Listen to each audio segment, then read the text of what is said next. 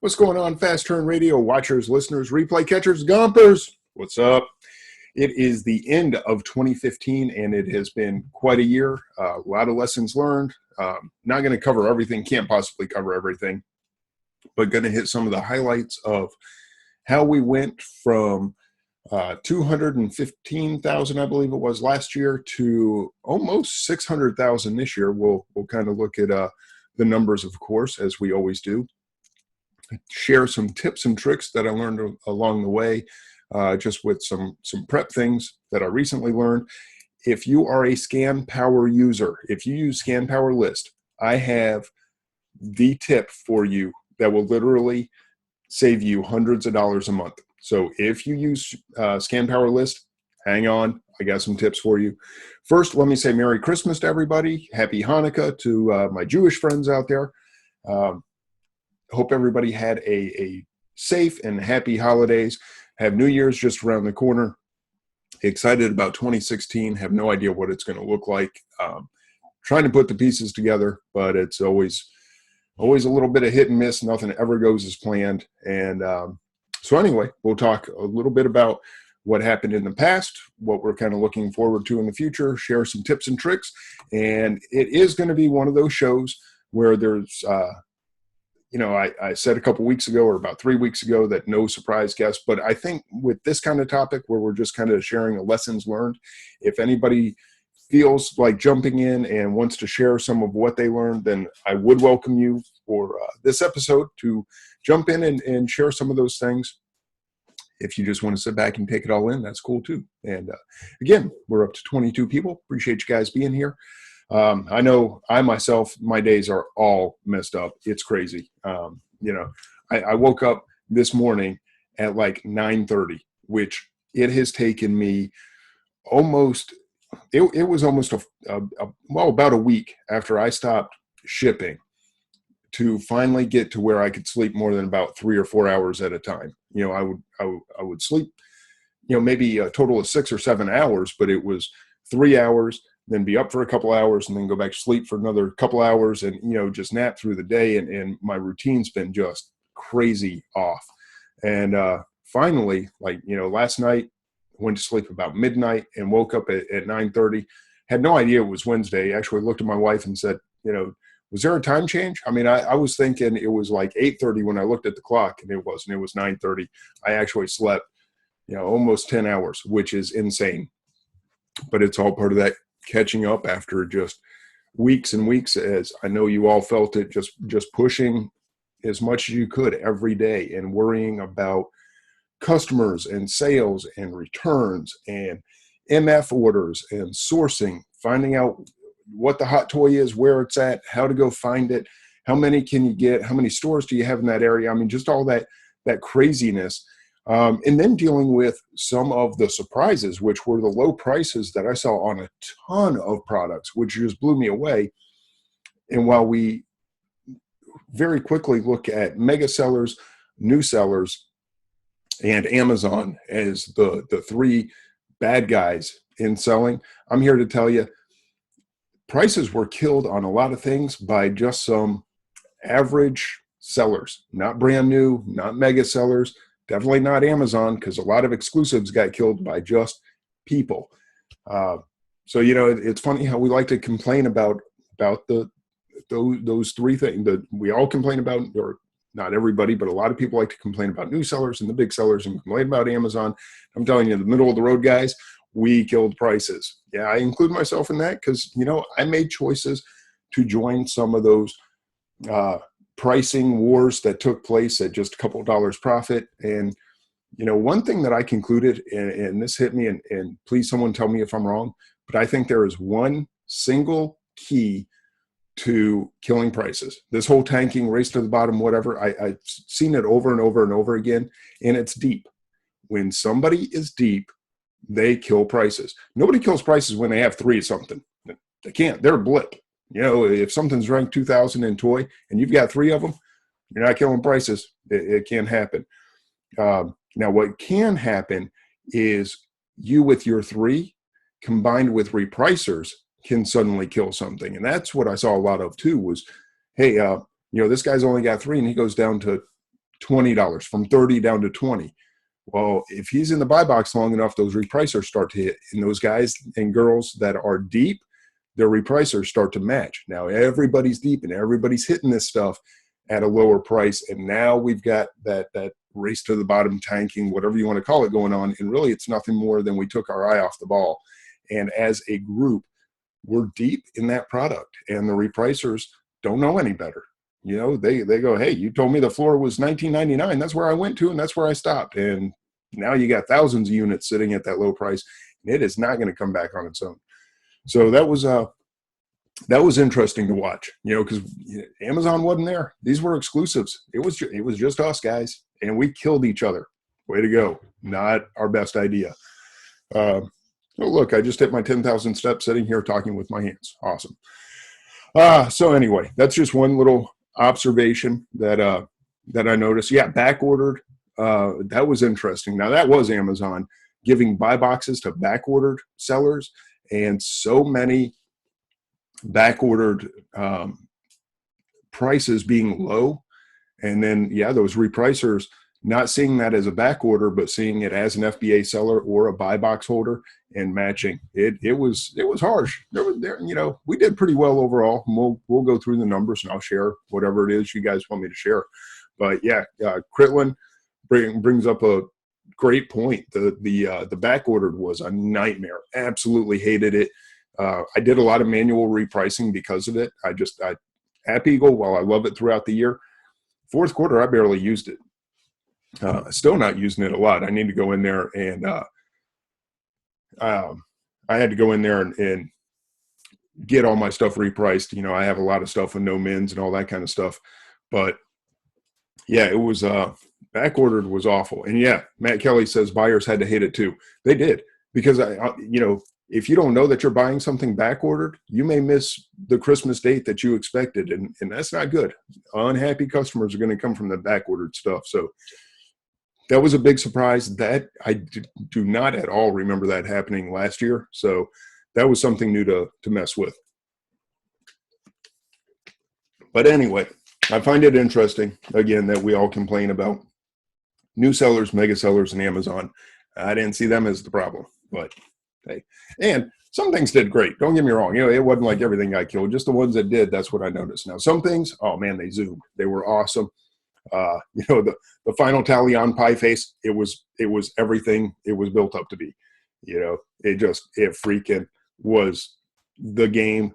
You knew it in October. There was some question about it in November. And, you know, I even sold about 100 units way too early, but I got another 100, sent them back in. They just turned out to be awesome. If Amazon is short and having trouble keeping something in stock in October, they don't have a prayer in December. So, Andrea says, needing to match buy box due to Amazon algorithm change caused creeping race to the bottom. Yes, I agree with that. I saw a lot of that too, where people would just lower by a penny or two, and then everybody would kind of match, and then they'd lower by another couple pennies. And man, if somebody has a beat by 2 cents or whatever that is, that's how App Eagle calls, you know, that's how they phrase their strategies.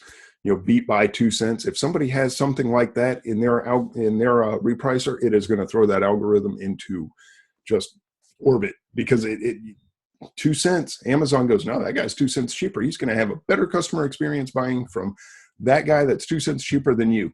And yeah, if you weren't the lowest, it seemed like you weren't getting much buy box time at all. So yep, creeping race to the bottom. Another word that I would agree with, because there were some things that were slow, 2 cents here, 2 cents there, all that kind of stuff. Showing backordered purposeful by Amazon to keep prices low. I don't agree with that, only because I haven't seen it in writing, and I'm not going to speculate on why Amazon does anything that they do. So may be true, may not, but since it's something that nobody knows, I have no idea. I sold Pie Face well above. You just had to turn off the repricer, pay attention with your own eyes, and understand people are going to buy FBA much more than they are at MF. They're going to pay more for FBA than they are MF, and they're going to buy more from in-stock sellers than they are back-ordered sellers. But you had to be conscious of that yourself.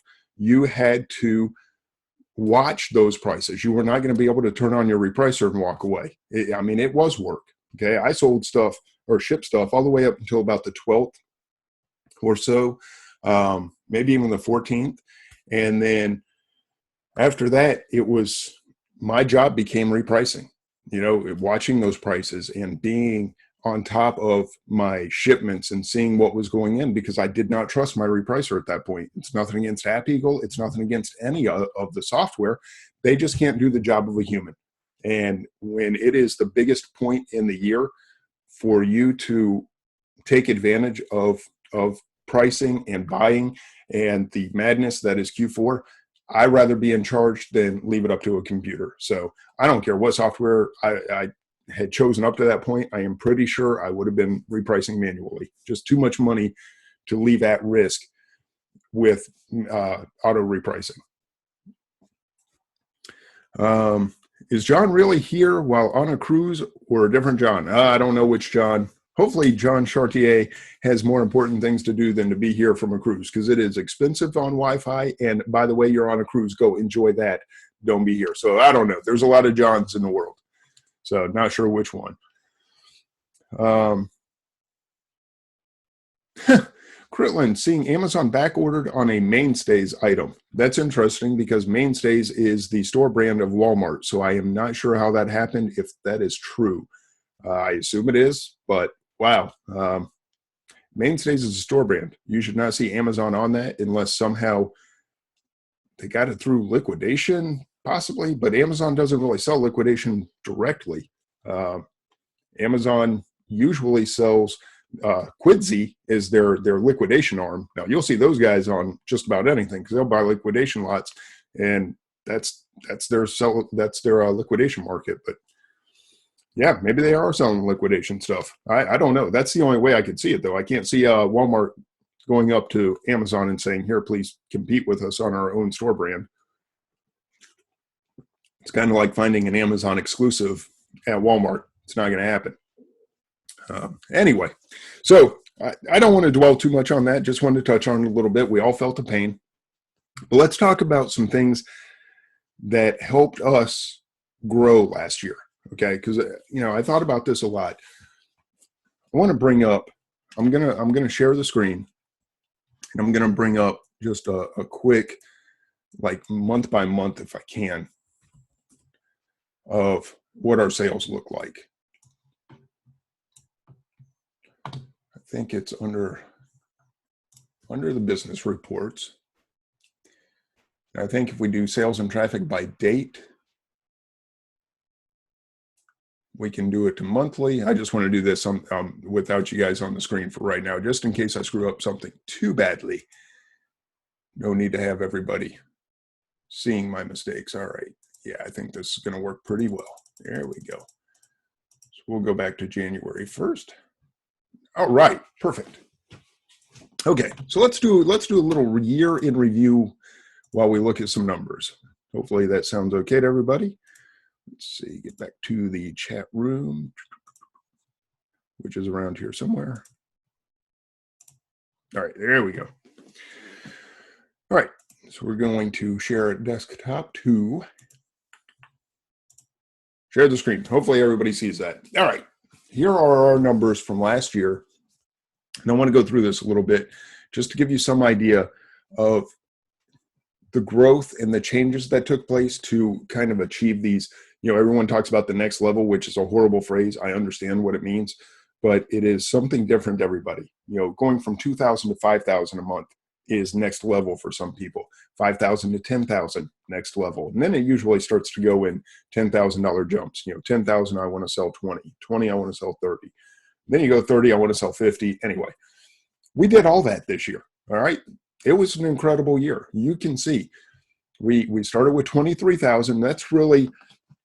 That was more carryover from Q4 than anything. There wasn't a lot of January specific buying that we did last year. It was just, hey, we saw things that were selling well in Q4. We carried it over to Q1 2015. $23,000, decent.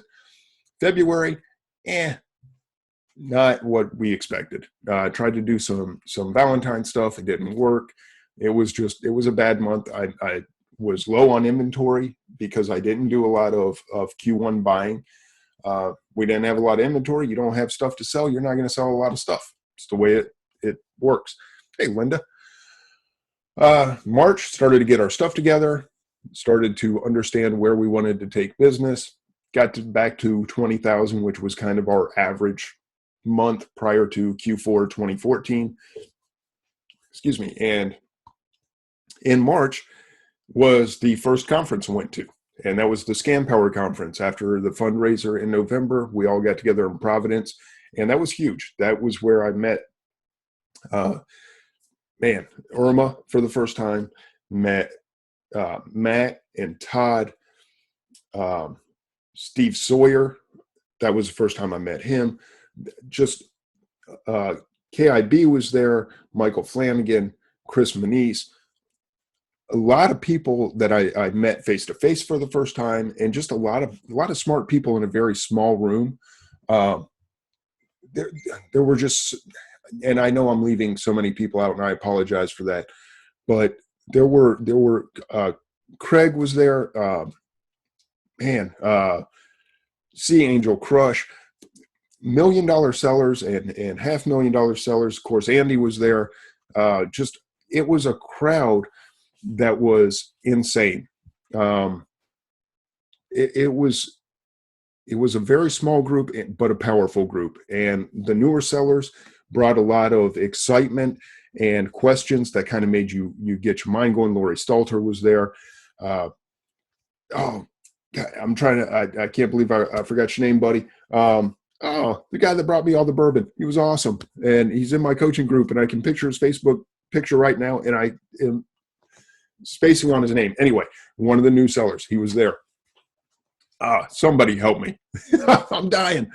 Don Berthium, that's who it was. Don was there. Okay, you can't get a group of new excited sellers and experienced veteran sellers in that environment and not just have great things come out of it. So what happens when you go to a conference? You start to mingle with these people. You start to get to know them. So that happened in March. April, you start to see a little rise from that, but really it starts paying dividends in May. Also, what happens in April? In April, I go to another conference, right? Go to the Momentum Conference in Baltimore. Great event. See Matt and Todd a second time. Okay, now I met these guys the first time, kind of got to know them a little bit, but now the second time you see them, it's like, hey, how's it going? You have that relationship already built. Okay, it's there. You just start talking to your friends. Yeah, you haven't seen each other in a month or a couple of months or whatever, but you just start the relationship. Again, KIB was there. Room full of big hitters in Baltimore. Good stuff comes out of that. So talking with them, taking what I learned in Providence, taking what I learned at the Momentum Conference, in the networking. The conferences, I talked at both of those conferences a little bit, and I didn't change anybody's world. I promised. The magic happens in the networking that takes place outside the conference. All right. The watching people on stage, that's cool. It's all in the networking. So May, you start to really see the dividends come through. June, even though I was off June and July, really took a lot of time with the family. When they are off from school, I try to be off from work. It's not 100%, but still on vacation, start doing 30,000 a month. For us, that was huge. To go from 20,000 to 30,000, that's a 50% increase while working less. But in June, I get together. First of all, we go on the Scam Dam trip, right? More of Matt and Todd. Hey, these guys were huge this year. I'm going to tell you, they were freaking awesome. We did the Scam Dam trip for 2 days. Hung out with Chris Green one-on-one for 2-3 days. That's priceless. Don't think Chris doesn't still have the eye. He's not an active seller anymore, but the guy gets it. He's like, why are you messing around with that $5 stuff? Go look at this $100 stuff. You want to start making some money, start selling some real products. He has a different mentality when it comes to sourcing, and it's awesome. But again, we just started selling more stuff and more more networking, more knowing people, more deals that came together. July was fantastic. That was the Scan Power conference in Orlando. So the first half of the year was relationship building. Okay. Yeah, Ron Louderback, you were there. I'm sorry, buddy. Yeah, a lot of magic. Side conversations more powerful than the presentation. Doesn't matter how good the speaker is, they still come in second place. Yes, Ron, agree 100%, man.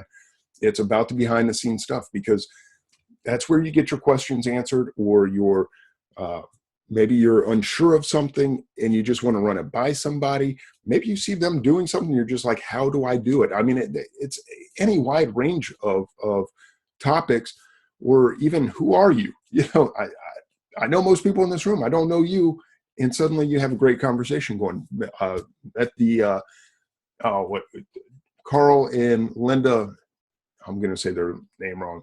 Anyway, they were awesome, everybody. So in July, Orlando happens. It was amazing. And then what happens in August? I'll tell you the big thing that happened in August. I had a game plan from the year before. I knew what I wanted to do in August. And again, seriously, that networking came in, because now I wasn't doing it by myself. I was like, hey, had a group of people, started working really closely with Young Guns in June and July. August came and I said, hey, this is what I know about back to school. And it was pretty good last year. And they said, really? Why don't you try this? All right. And KIB said, hey, why don't you try this? And this stuff all came together. I should have really, if I'd listened to everybody, we should have done 100,000 in August. We should have done 100,000 in August easily. We didn't, but it was still pretty darn good. Summer sales are usually slow. Do not fall into that. I will argue with you.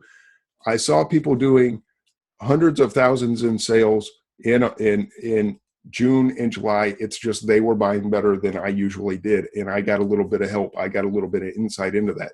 There are things that sell top 100, top 500, top 1,000 items all year long. What you need to do is understand what those products are and get on them. Yes, picking the wrong products. Critlin, yes, you are.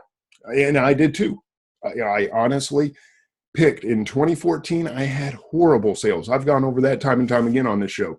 June and July. And a couple years ago, I chalked it up, or a year and a half ago, chalked it up to dog days of summer. Nope. I picked the wrong products, because guess what? There's a ton of summer stuff. I am so excited for April, May, June this year. I can't wait. I'm already putting stuff in place now. And this is not like me. Here we are in December. We're not even January. I am planning my April, May, and June. All right. That is, oh my God, there is such amazing opportunity just sitting there waiting to be had that I'm jumping on it now. So do not get fooled into, oh, those are slow sales. Those are slow sales if you're selling electric blankets. Yeah, if you're selling snowsuits, you're going to have slow sales in June and July. If you are selling the top selling, or the top toys, the top home products, the top kitchen products, the top groceries in June and July, you're not going to have slow sales, I promise. Ron says, people spend billions of dollars on Amazon every month of the year. Get your piece of that pie. Exactly, Ron. Ron gets it. I mean, that is it. And then he said, I'm crazy because, funny, I sold a bunch of heated mattress pads last July. So, yeah, I mean, that stuff does sell, but I'm not going to focus on it. Ron, you can have my slice of the winter product in July kind of stuff. You want Christmas in July, you go sell those heated mattress pads, go for it. Not my thing. I'm not doing it. I think I'll go more towards the seasonally appropriate items, bathing suits or flip-flops or whatever kind of thing. Leron, I assume that is a fact you read somewhere and not just making this up, so I will share. Amazon added 3 million new Prime customers this holiday season. That's awesome. If you guys did any MF or sold next to MF sellers, you know how much more you were able to charge than those MF sellers. You were able to absolutely crush them. I usually say 10%. It was at least 20%, 25% higher that you could have gone. and still gotten the sales over MF sellers. People trust Amazon. They pay for 2-day Prime. They're going to use 2-day Prime. Even if it's a little more, they want that stuff 2 days from now. They don't want it a week from now. So yeah, that is awesome.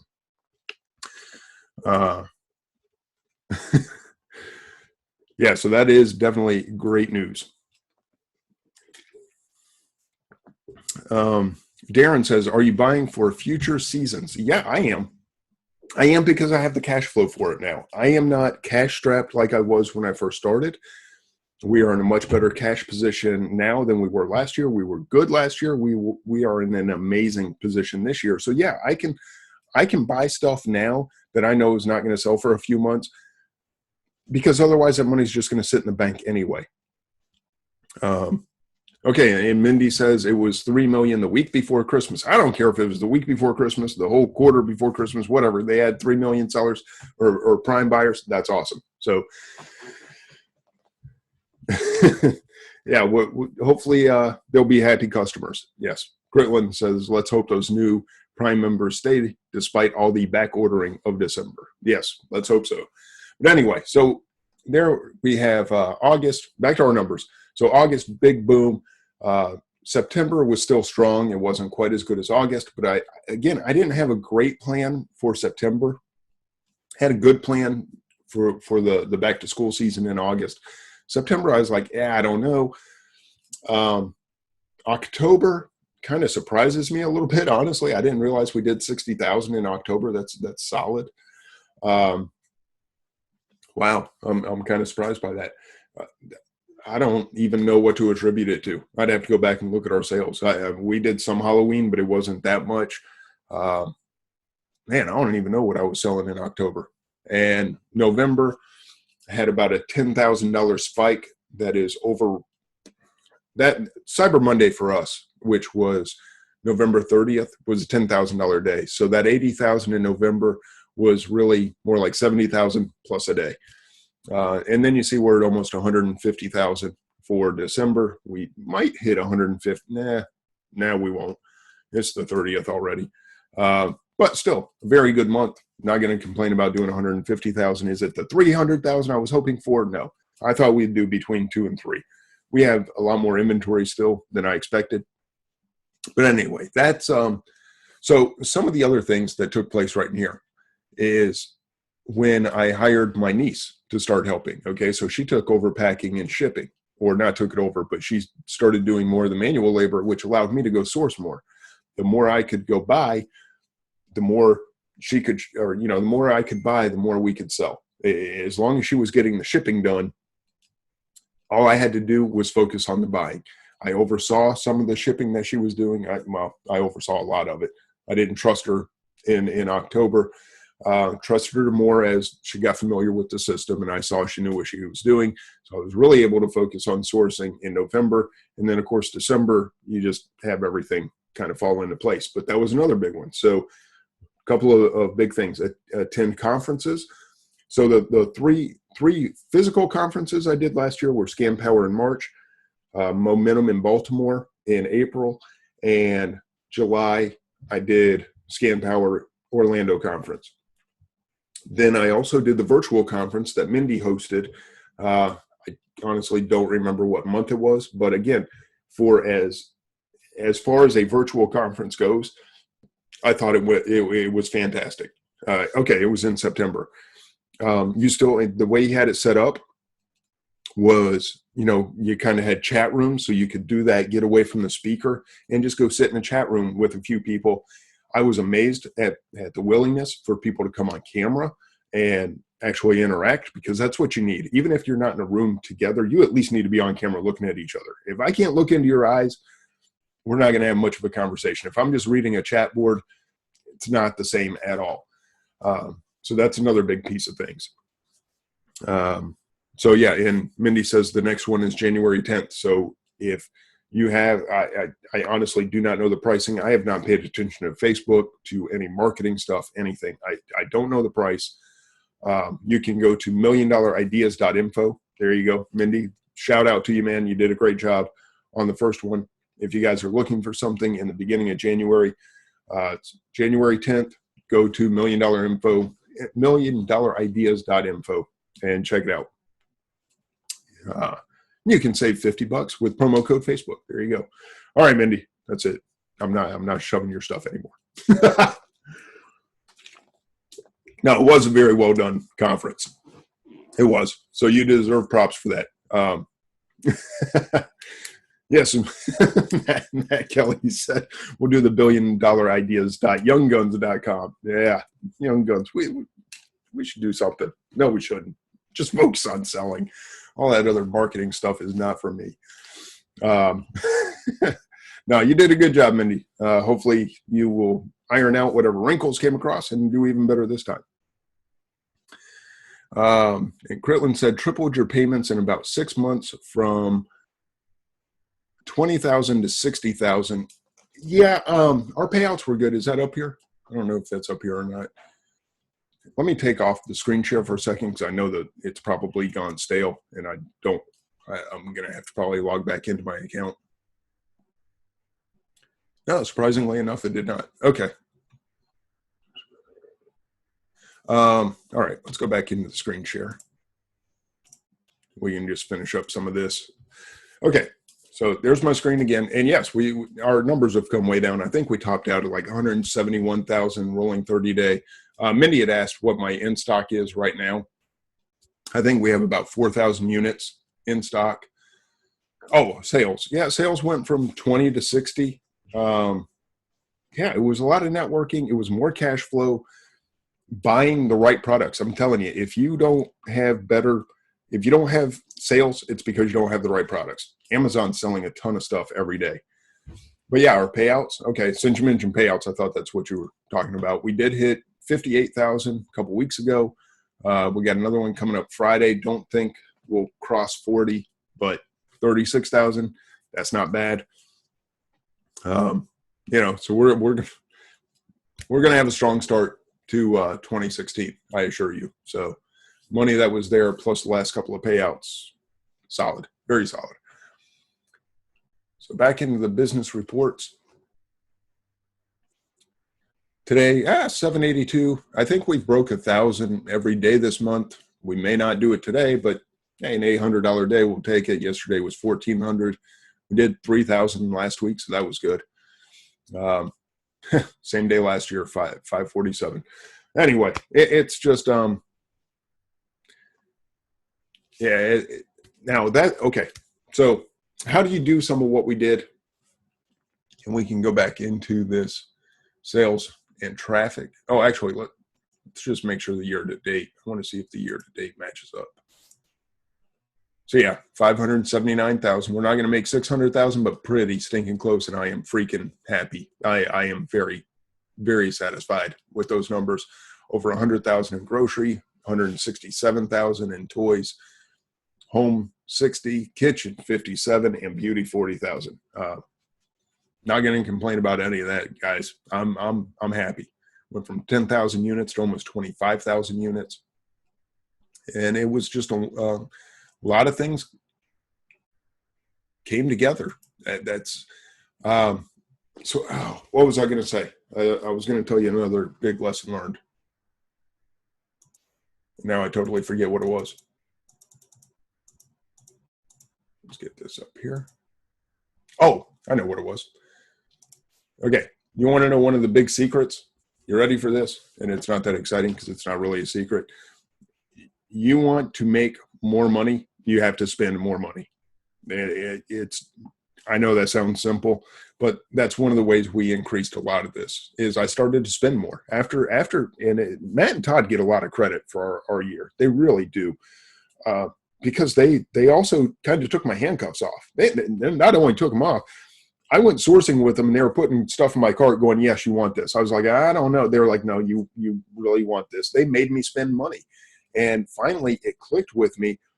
Sales are nothing more than how much you can spend on good products. You don't want to spend it on junk, but it's all about how much you're spending. Darren says, what's your average sales per unit? You can see it over here. Average selling price.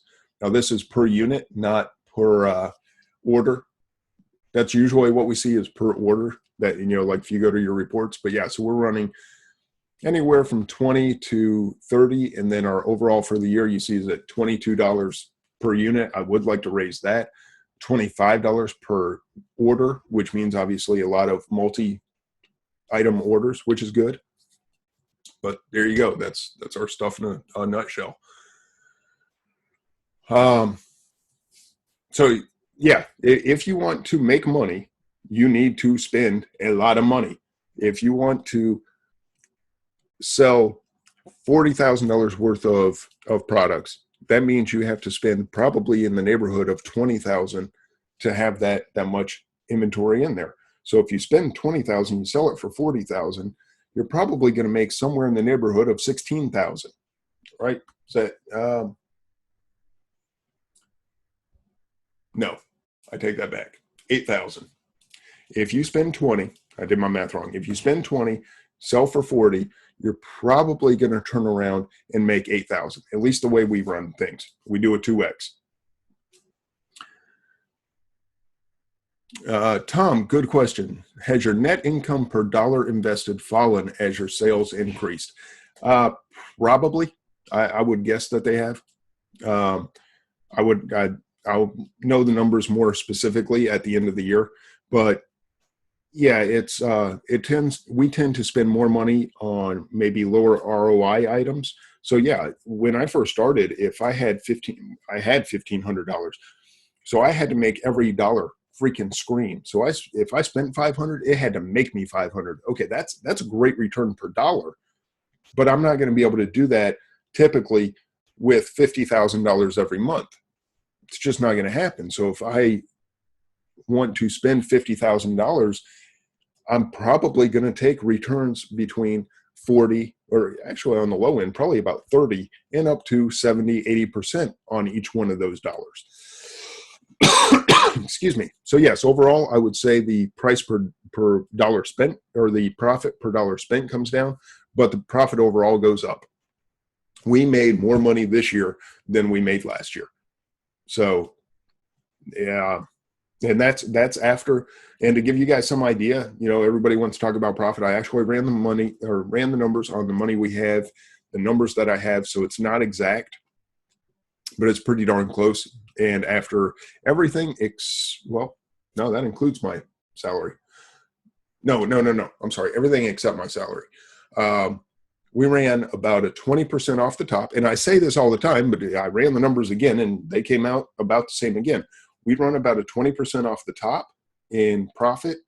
And then after all expenses, which is office supplies, payroll for the other employees, whatever, travel, donations, anything else that comes out of the business, comes down to about 15%. I think when I ran it, it was 15.6%.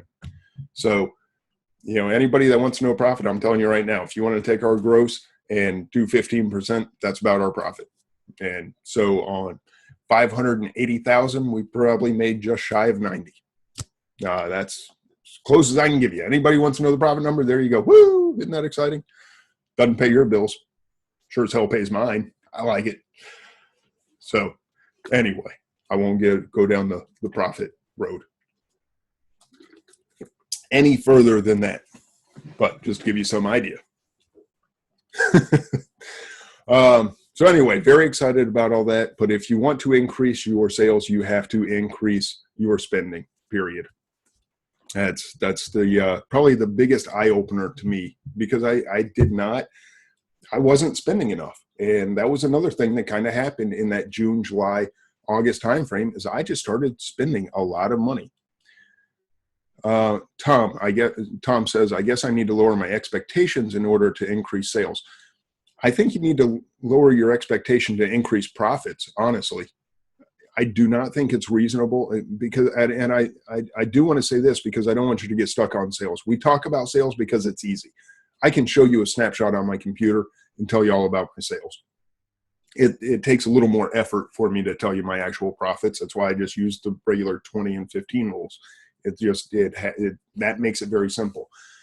I don't want you to ever decrease anything to increase sales unless you're increasing your overall profits. So, it is important to keep in mind, but yeah, it's unlikely you're going to spend 20,000 on 100% ROI items. So yeah, I would start to lower that to maybe a 50 or 60% ROI. And you know, if you're going to make 30, hey, listen, 30, if you make 30% profit, which would be amazing, like actual your profit margin was 30% on 50,000, that's $15,000 you would make in a month. That's fantastic. Okay, ours runs about 15. So if we sell 50,000 in a month, we're going to actually profit, put in our pocket about 7,500 bucks. That beats the crap out of anything I ever made at AT&T, I promise you, by a lot. Okay, so it is a little bit about lowering your expectations, but understand that, as Mindy mentioned earlier, you're compounding that money and it turns over and over and over. So while your ROI and your profit per dollar spent comes down, your overall profits will rise because your sales rise because you're moving more product. Lowering your ROI requirements by 10% can make it 10 times easier to find products. Matt Kelly, I absolutely agree. And yes, you showed me that time and again. You know, and when you have a lot of money, I'll give you an example. I'm looking at a product right now, and I got to wrap this up and start to get some of my tips. I got some good tips for you guys. But all right, I'm going to take the thing. I just want to talk to you guys. I want to see you. All right, there we go. I was looking at some products that I bought that I was not sure how the profit was going to break out, but I ran the numbers today and I loved it. Okay, it was $30. That was my cost. Sold for $70. It's oversized, big, expensive to ship and all that kind of stuff. But the profit was $18. Now that was that. So it was buy for $30, sell for $70, make $18. Now, out of that 18, I had to pay about $3 to ship it, and I probably paid another, I don't know, $2. I'm guessing just in, you know, boxes, office supplies, all that kind of stuff to get it sent out. Just to make it very loose, more, or you know, what am I trying to say? To be on the safe side, safe estimate. I took $5 out of that. I said $5 off that 18 profit covers anything else that was involved. So I make $13 on $30. These were not merchant fulfilled, but I still had to pay for, you know, I pay $1.50 for a box, and I pay $6 or $7 in shipping, and only 2 of them fit in a box. So if I'm paying $6 or $7, let's go with $7, and it cost me $2 for a box, and it cost me some paper to stuff in the box. I'm telling you, $3.50 a unit to ship, another $1.50 per unit in office supplies. I'm at $5 that it cost me to send that product to Amazon. That's where I'm getting that number from. So my total net profit on that product was $13, and I spent $30. I will take that all day. I may not sell a million of them. I sold about one every 2 to 3 days. That's cool. I can sell one every 2 or 3 days from now until next Christmas, and I'm happy with that because I'm making essentially $13 every time it sells. So is each dollar screaming? Is each dollar making me another dollar? No, but that $1 is making me, I don't know what somebody come up with it. Leron's saying 18% margin. I'm not sure what the ROI on that is, but I'm happy with it. Okay, so 30 to make 13, that's what, about a 40%, 42%, somewhere in there.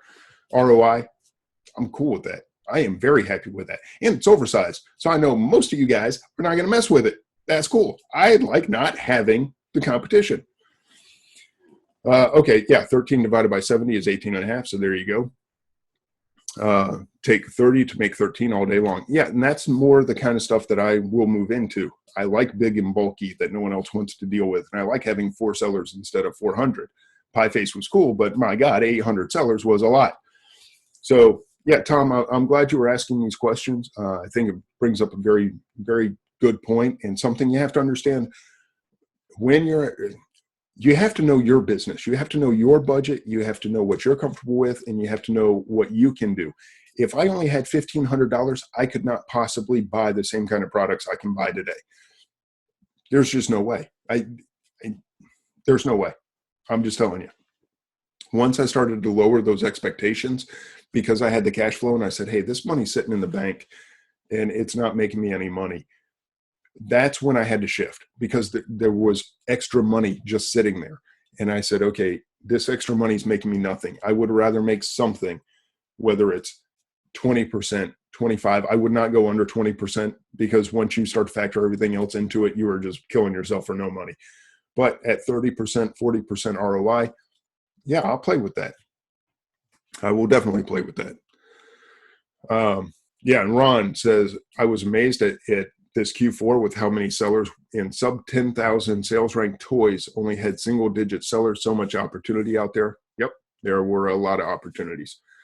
Stacy says, that is exactly where I am at right now. Time to change that. Yes, Stacy, if you've got $5,000, $10,000 just sitting in the bank not being used each month, lower your expectations. That money's being wasted. You're leaving it on the table for no reason. There's just none. That's the best I can tell you. There's no reason for that money to sit in the bank and make no money rather than working for you at Amazon. No traditional investment makes that kind of money, not even close, Darren. Absolutely. Mindy says, but this is not an investment. It's a business. It's a little different. I would argue with that to an extent, and I don't want to get too much into it because I got 15 minutes left. But you know what? This business makes my investment money. So it kind of ties together. And would I rather have my money sitting with Amazon or would I rather have it sitting in an IRA? That's for each person to decide. I do a little bit of both. Investments versus the business. I don't know. It's hard for me to, it really is hard for me to put too much money into an IRA that's just sitting there making 8%, 10%, 12%, when I know I can take that same money and go to the store and buy a whole lot of stuff that'll make a whole lot of more money. It really is. And especially, I think we have a short window of opportunity with this. I don't know if it's 5 years, 10 years. Now, investments are going to be there for the next 20, 30 years, more than likely. I say 20 or 30. I'm 40 years old. So after that, I don't care what happens because I'm going to be old and using up all that cash anyway. But the safer bet is your investments. Amazon, more risky, more reward. I'll let you guys decide what you want to do. Okay. All right.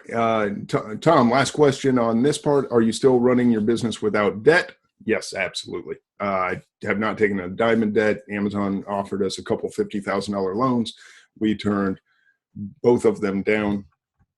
No credit cards, no loans, no debt. We ran out of money one time this year, and that was in Q4, where there truly, like Ron said, there was so much opportunity you couldn't help but spend everything that you had unless you just didn't want to. So yeah, we absolutely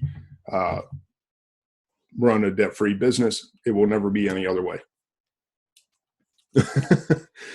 Mindy says he wants my $51,000 Amazon loan. Yeah, I passed up 59. They came back with 51. I guess they don't like me as much, or they thought maybe I'd take the lower amount.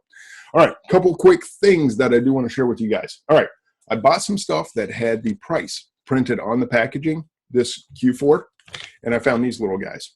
I don't know if you can see them. They're like little silver, they say, if you look at them, they're like hologram stickers. These things are cool.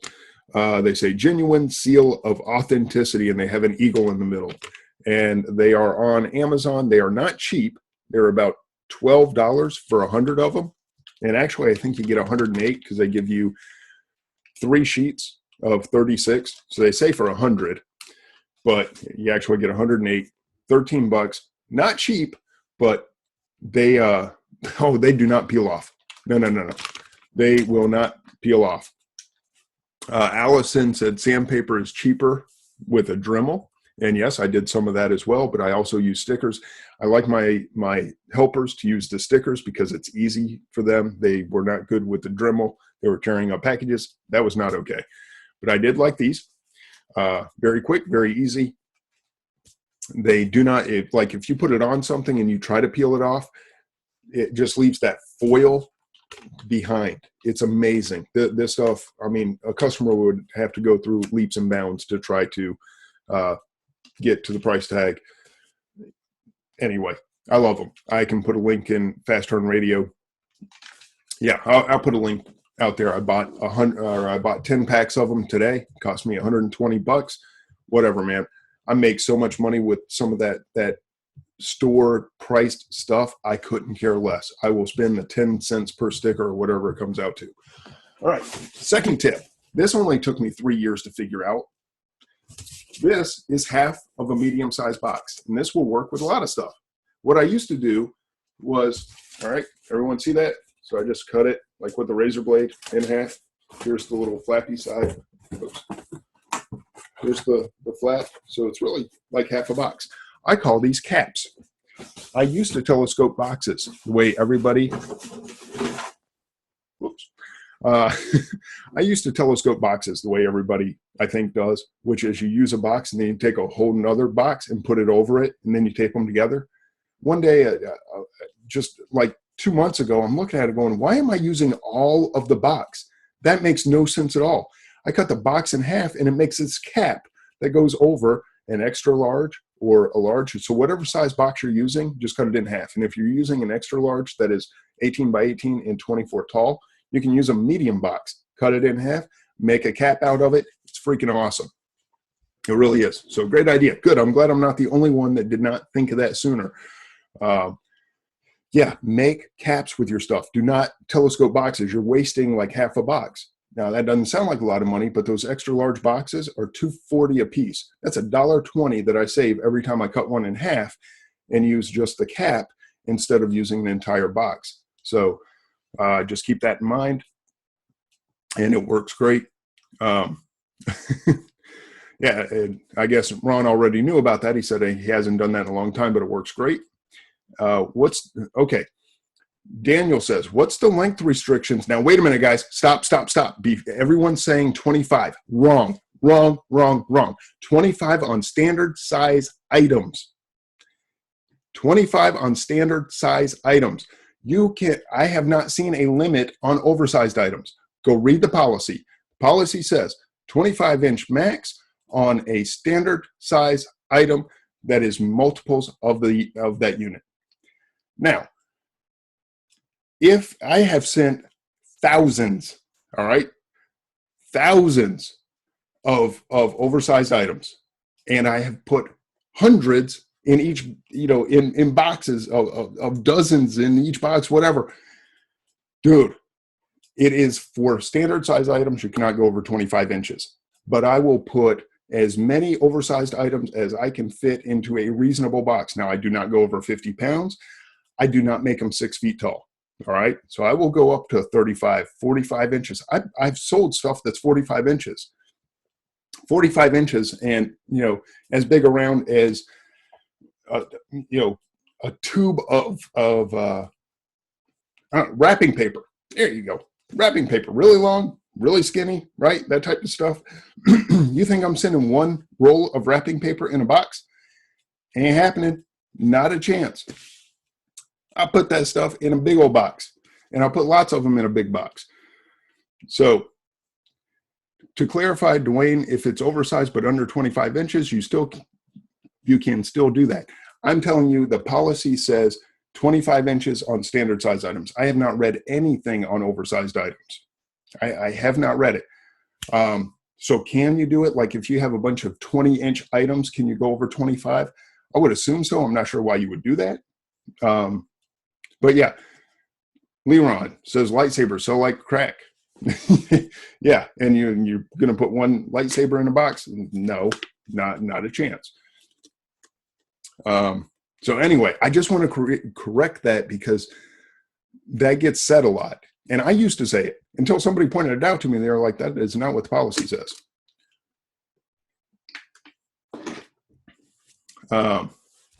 So anyway, I did not mean to get upset, but I just want to make sure before people kept saying 25, 25, 25, not what the policy says.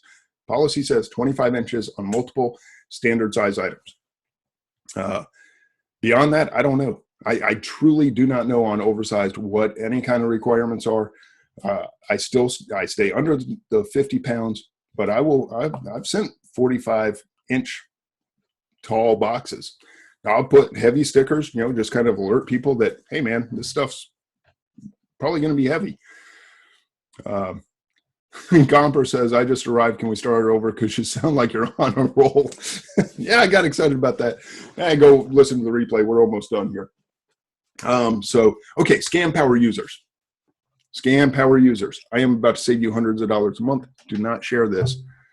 I don't know if it's legal. I'll tell you that right now. I have no idea if we're allowed to do this.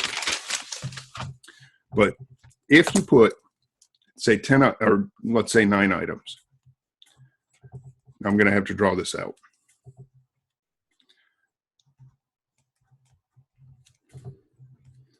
So give me just a second, and I'm going to explain it so you guys listening on audio can hear as well.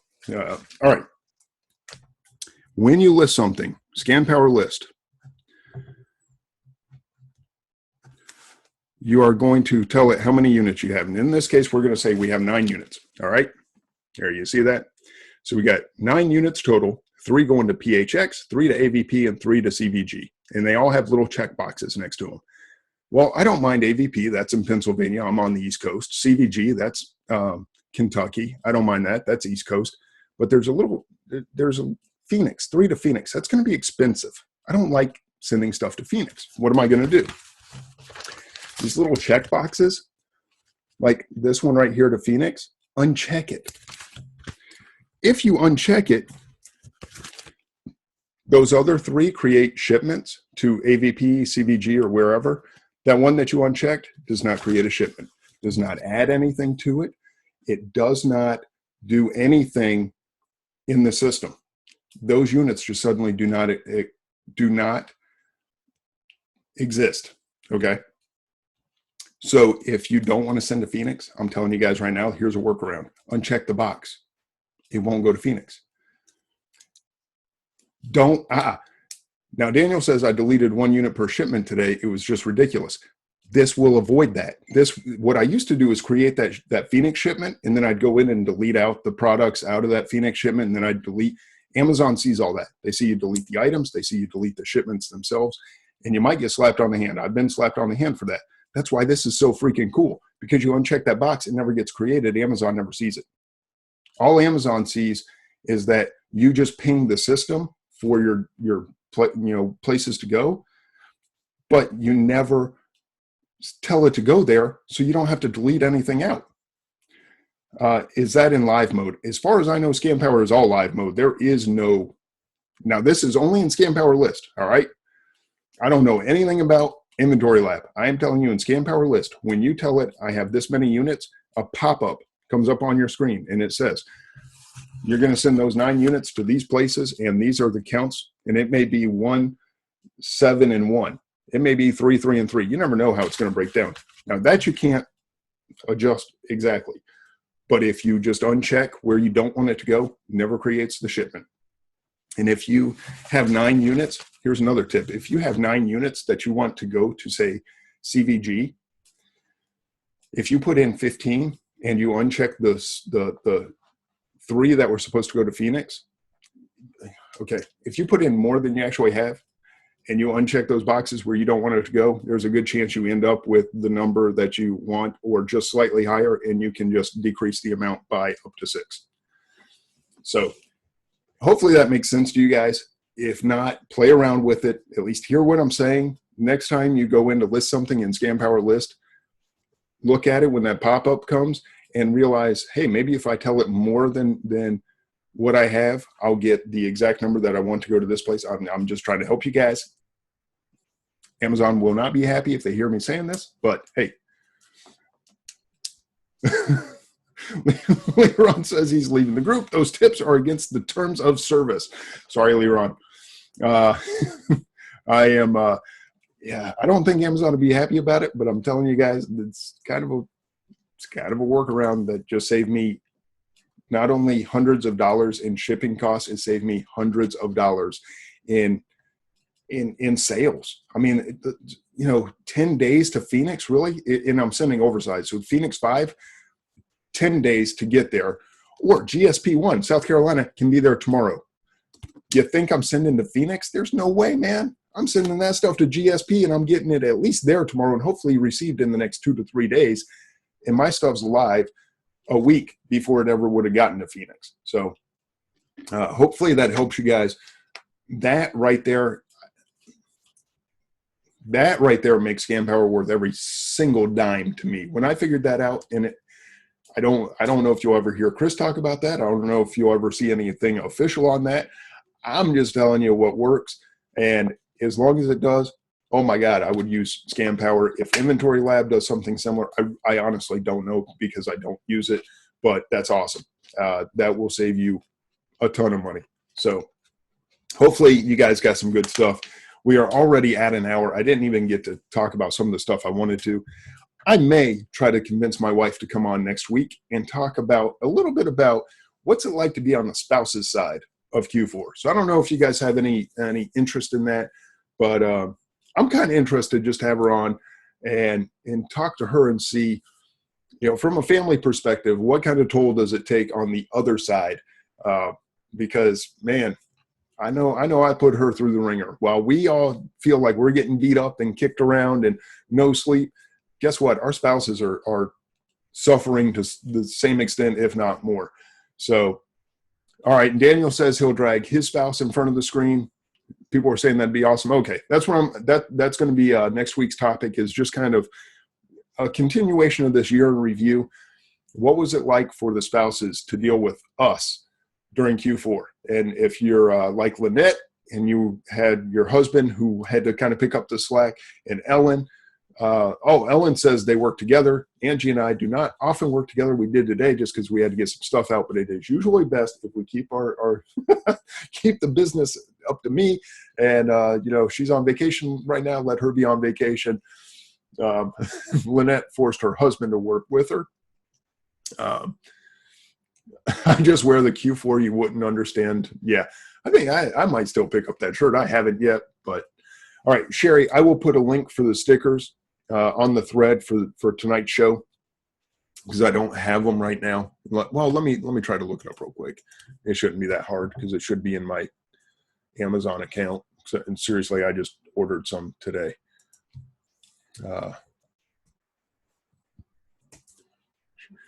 There we go. See? It pops up because I purchased it before. So I will put it in the chat, which is only going to be good for about the next 2 minutes because the chat never gets reposted. But I will post it if you want to copy it real quick. Here we go. That's the stickers that I use. There are also some long square ones, which I didn't use very often. These round ones I used by the hundreds. So, yeah, Darren, I can give you a call tomorrow, man. But I'll post the link also in Fast Turn Radio under the thread for tonight's show, if anybody's interested. But those were the three big tips. There are probably others that I had to share, and they're just not occurring to me. Pick these up if you're going to be in stores and you want to talk on the phone.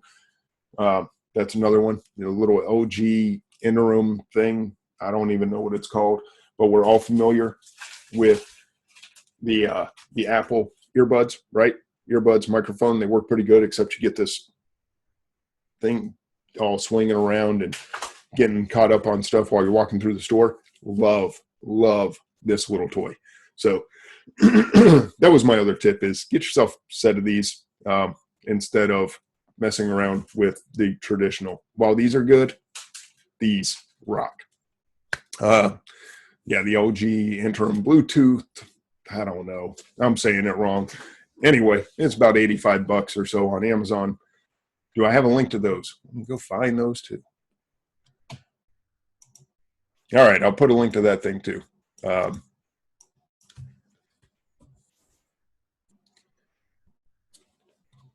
Bluetooth headset will get you in the neighborhood. Let's see. Yeah, this one's the 900. The Tone Infinum. That's what it is. I was calling it interim. Infinum. LG Tone Infinum. I am a big fan. Works very well. Super easy to pair. So, yeah, that'll be the last link. I will put the link to those again in the there you go. Mindy, stop putting up affiliate links. Leon's right. No, there you go. That's the one I have, the HBS 900. So, yeah, Same one Mindy linked to. I'll put that in the same thread. Guys, can't believe an hour flew by this quickly. I probably had 1,000 other things to share, but those were some of my my Q4 lessons learned, some of the reasons for growth last year. And why am I hammering that? Because we're coming up on the Scanner Monkey Cruise, C-Commerce Cruise, Scan Power Conference. You can still get in if you didn't sign up for the Scan Power Conference in Orlando in March. Hopefully there are going to be some others that kind of pop up throughout the year. I know there's Ecom Chicago. I don't like the timing on that one because I believe it's in October, which is Q4. But guys, get out to some conferences, meet people face to face, spend the money to grow your business, lower your profit expectations. Tom, as we talked about, if you have excess money just sitting on the sidelines, if you're using every dime as it is, maybe you need to raise your expectations. If you're blowing through all your cash, maybe you look for a little bit better stuff. But if you got money just sitting on the sidelines, lower some of those expectations. Get that money in play. Get those sales up. More importantly, get those profits up. I think that's about it for tonight. Guys, thank you again for being here in the middle of the holidays. Hope everybody has a very happy and safe New Year's. We will see you in 2016. I will drag my wife on, if at all possible, next week. Probably would have been better tonight since she's on vacation. She'll be working next week, but I'm going to try to get her on here. Want to get kind of the spouse's perspective on Q4. So that's all the things to look forward to. See you guys next week. Thank you for being here, and catch you next time. Night, guys.